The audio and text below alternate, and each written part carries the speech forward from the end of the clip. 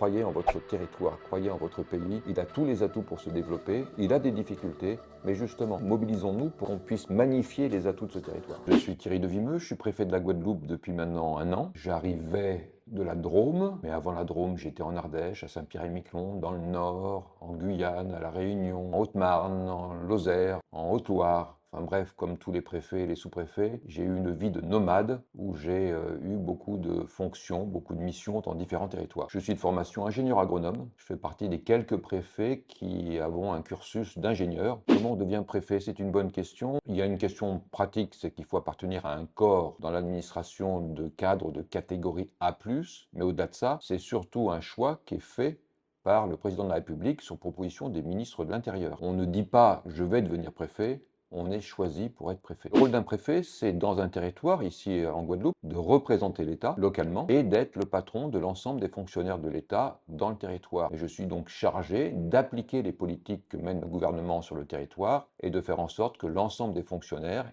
travaillant ici mettent effectivement en place ces priorités. Il n'y a pas de journée type, parce que chaque fois qu'on se lève le matin, on se demande ce qui va se passer dans la journée. Ceci dit quand même, j'ai un agenda qui est assez calibré. D'une manière générale, je commence toujours mes journées par une réunion de travail avec mes collaborateurs directs, qui sont mes sous-préfets. J'en ai 6 ici. Et puis après, j'ai beaucoup de réunions que je préside avec beaucoup de partenaires, les collectivités locales en particulier, ou les partenaires économiques ou sociaux. Moi, en plus, ça m'intéresse beaucoup. Je vais souvent sur le terrain, à la rencontre des gens, à la rencontre des acteurs économiques ou des acteurs associatifs. D'abord pour voir si l'État met correctement en place les politiques qu'il porte. Et puis ça me permet d'écouter les gens et de voir quelles sont leurs préoccupations et d'essayer de répondre à leurs préoccupations. Quand j'ai découvert la Guadeloupe, j'ai trouvé 3 grandes catégories de dossiers qui ont imprimé mes priorités pour l'année 2026. La première priorité, c'est la délinquance qui est en train d'abîmer la société guadeloupéenne. On a de plus en plus de délinquances violentes, voire ultra-violentes. Le nombre d'homicides est très important. Le nombre d'armes qui sont en circulation est très important. La pression des narcotrafiquants est importante.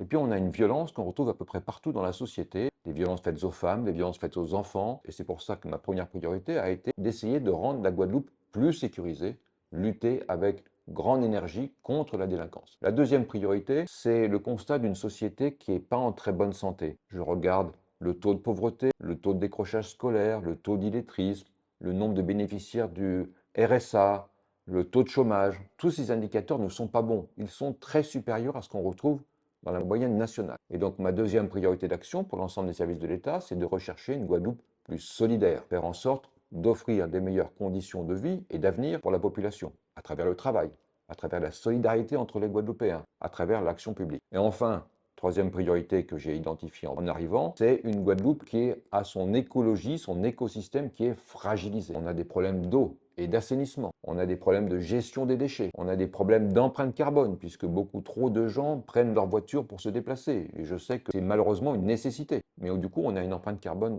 très élevée. Et donc, ma troisième priorité, c'est d'aller vers une Guadeloupe plus verte. La faiblesse, c'est cette délinquance qui potentiellement est dangereuse parce qu'elle gangrène la société. Et la deuxième faiblesse, c'est cette fragilité environnementale. Nous avons un très bel écosystème, mais il est très fragilisé par un problème d'assainissement, par un problème de déchets, par un problème d'empreinte carbone et une chute de la biodiversité. Ces forces, c'est ça, c'est cette biodiversité, cet environnement exceptionnel. Tous les gens qui découvrent la Guadeloupe sont ébahis devant la beauté de la Guadeloupe, devant aussi la gentillesse de cette population. C'est une vraie force. Et cette capacité, cette solidarité qui existe encore dans la société guadeloupéenne est aussi une force. Il faut s'appuyer là-dessus pour faire grandir la Guadeloupe. Quand je suis arrivé, moi j'ai beaucoup voyagé, j'ai vécu plusieurs fois en Guyane, à l'île de la Réunion, à Saint-Pierre-et-Miquelon, je connaissais un peu les Outre-mer et je pensais trouver quelque chose qui ressemblait à ce que je connaissais déjà. Pas du tout. J'ai trouvé un nouveau territoire avec d'ailleurs très belle beauté paysagère, avec des fonds marins et des côtes et des plages magnifiques, mais surtout, j'ai été très surpris, mais très agréablement surpris par la gentillesse des gens. Tous les jours, je le constate, tous les jours, les gens m'abordent dans la rue et me parlent très gentiment, ont envie de développer leur pays. Vraiment, ça réchauffe le cœur de voir cette gentillesse qui est généralisée. Je crois que le mot le plus simple, c'est croyez en votre territoire, croyez en votre pays. Il a tous les atouts pour se développer, il a des difficultés, mais justement, mobilisons-nous pour que ces difficultés permettent de s'effacer et qu'on puisse magnifier les atouts de ce territoire.